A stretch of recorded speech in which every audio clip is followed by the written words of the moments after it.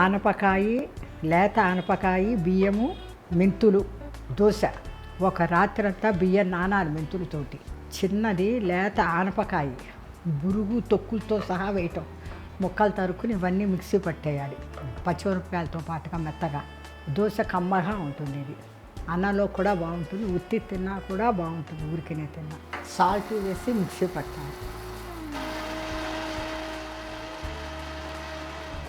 ఆనపకాయ, బియ్యం, మెంతులు మెత్తగా మిక్సీ పట్టుకోవాలి.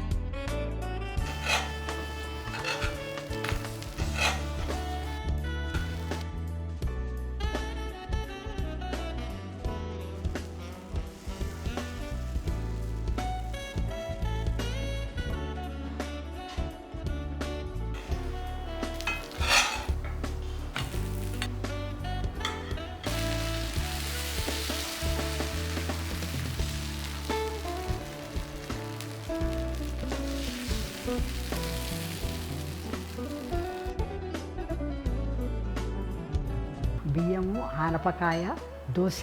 బియ్యం ఒక రాత్రి ముందర మనం నానబెట్టుకోవాలి. లేత ఆనపకాయ తొక్కుతో సహా ముక్కలు చేసుకుని, మెంతులు కూడా నానబెట్టి ఇవన్నీ మెత్తగా మిక్సీ చేసుకుని దోశలాగా వేసుకోవాలి. కమ్మగా ఉంటుంది ఈ దోశ. మీకు కనుక ఈ దోశ నచ్చితే ఈజీ బయట ఛానల్ సబ్స్క్రైబ్ చేసుకోండి.